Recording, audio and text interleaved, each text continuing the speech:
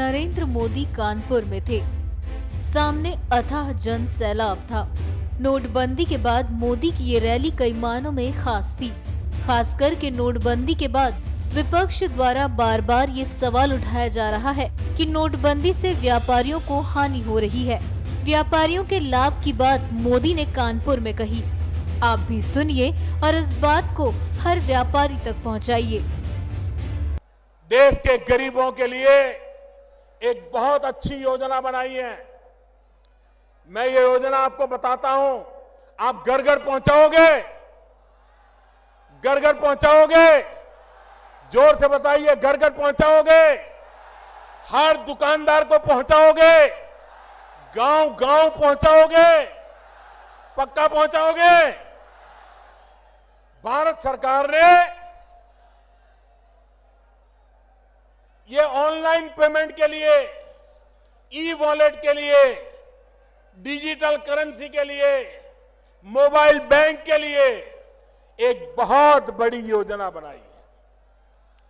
25 दिसंबर Christmas की gift के रूप में इसकी शुरुआत होने वाली है। और योजना ये है कि 8 नवंबर से अब तक 25 तारीख तक अगर आपने अपने डेबिट कार्ड से, क्रेडिट कार्ड से कोई खरीदी की होगी, आपने मोबाइल फोन के वॉलेट से कोई खरीदी की होगी, तो उसका एक विशिष्ट नंबर जनरेट होता है। इन सारे नंबरों का 25 तारीख को ड्रॉ निकलेगा, इनाम का ड्रॉ निकलेगा और 15,000, कम नहीं, 15,000 लोग जिनका नंबर लगेगा उनके खाते में सरकार की तरफ से 1,000 रुपया जमा हो जाएगा। ये काम हर दिन होने वाला है, एक दिन नहीं, हर दिन होने वाला है, 100 दिन तक चलने वाला है।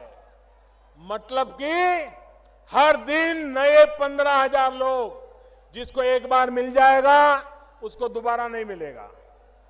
हर दिन 15,000 लोगों को 1,000 रुपया उनके खाते में जाएगा।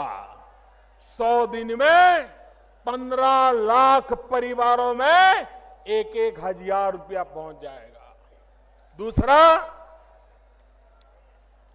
7 दिन के बाद 30 दिसंबर को एक बड़ा ड्रॉ होगा जिसमें लाखों रुपया के इनाम दिए जाएंगे।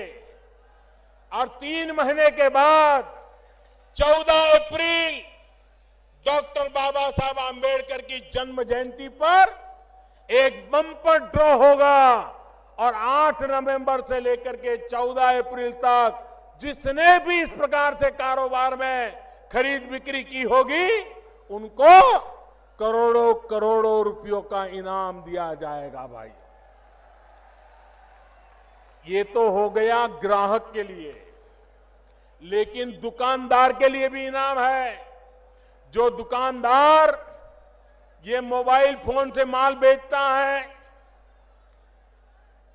डेबिट कार्ड, क्रेडिट कार्ड से माल बेचता है, उसका भी अलग नंबर निकलेगा और उसका भी ड्रॉ होगा और हर सप्ताह उसको हजारों रुपयों के इनाम दिए जाएंगे।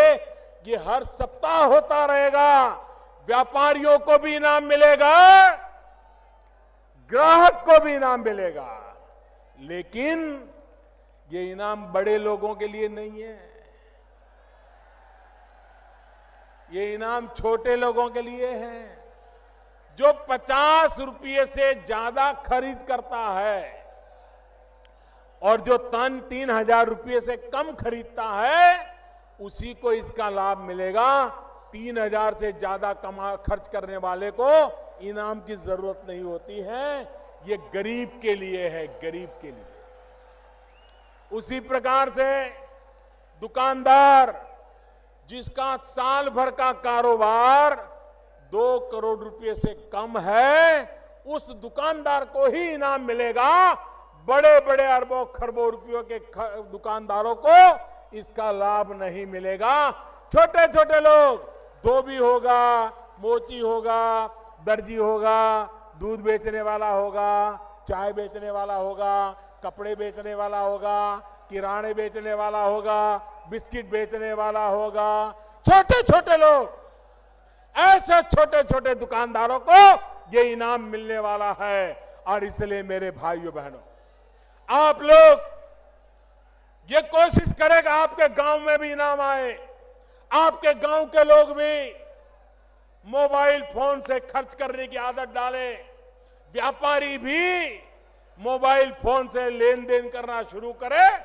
आप देखिए, भ्रष्टाचार और कालेबाजारी करने वालों के दिन समाप्त हो जाएंगे। भाइयों बहनों, फिर से कभी देश में काले धन की नौबत नहीं आएगी, फिर से इस देश में भ्रष्टाचार के खेल नहीं हो पाएंगे। ये काम हम सबको मिलकर के करना है। भाइयों बहनों, मैं आज इस कानपुर की धरती से देशवासियों को हृदय से अभिनंदन करना चाहता हूं। ये लड़ाई जीत हम इसलिए रहे हैं क्योंकि देश के करोड़ों करोड़ लोगों ने आशीर्वाद दिए हैं।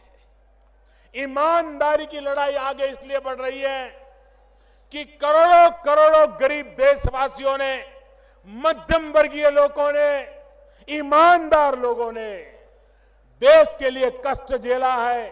घंटों तक कतार में खड़े रहे, लोगों ने आकर के उनको उकसाने की कोशिश की, राजनेताओं ने भड़काने की कोशिश की, भांति भांति की बातें चलाई गई, लेकिन कश्मीर से कन्याकुमारी, अटक से कटक, पूरा हिंदुस्तान ईमानदारी के साथ खड़ा रहा। इससे बड़ा किसी देश का सौभाग्य नहीं हो सकता। भाइयों बहनों, भाइयों बहनों, मैं मीडिया के मित्रों से भी आग्रह करता हूं, मैं पत्रकारिता जगत से भी आग्रह करता हूं, मैं इंटेलेक्चुअल वर्ल्ड से भी आग्रह करता हूं, लिखने पढ़ने की ताकत वालों से भी आग्रह करता हूं।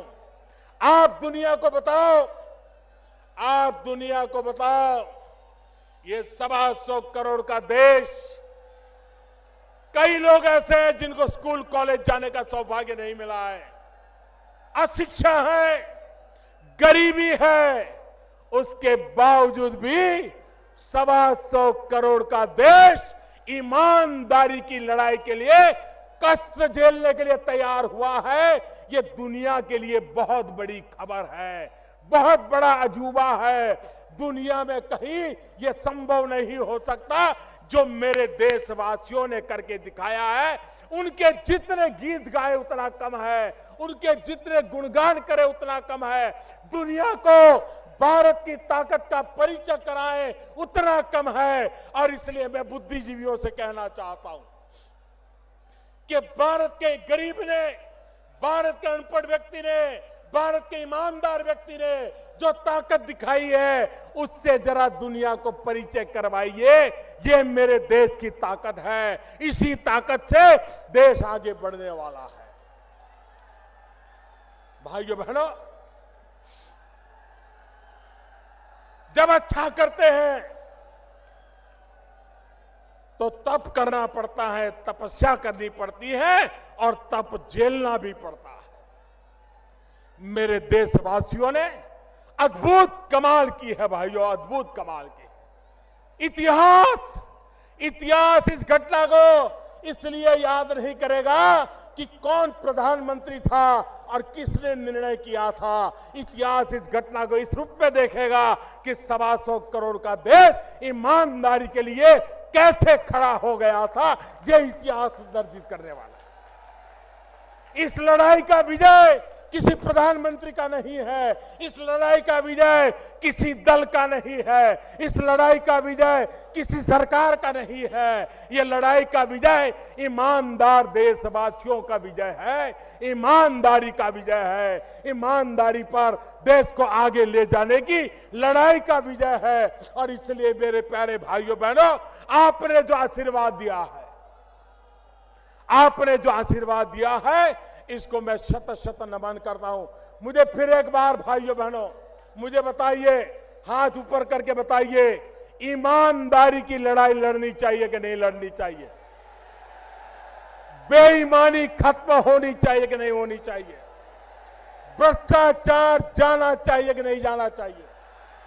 काला धन मिटना चाहिए कि नहीं मिटना चाहिए? काला धन के कुबेरों को सजा होनी चाहिए कि नहीं होनी चाहिए? देश का शुद्धिकरण होना चाहिए कि नहीं होना चाहिए? आप मुझे दोनों हाथ ऊपर करके आशीर्वाद दीजिए, आप मुझे आशीर्वाद दीजिए। आप ही की ताकत के बदौलत, आप ही की ताकत के बदौलत ये देश जीतने वाला है, ये देश ईमानदारी के रास्ते पर चलने वाला है। भाइयों बहनों, आओ आओ हम मिल करके आगे बढ़े और जो सपना लेकर के निकले हैं उस सपने को पूरा करके रहे। बहुत बहुत धन्यवाद, बहुत बहुत धन्यवाद आपका। मैं आपका बहुत बहुत आभारी हूं।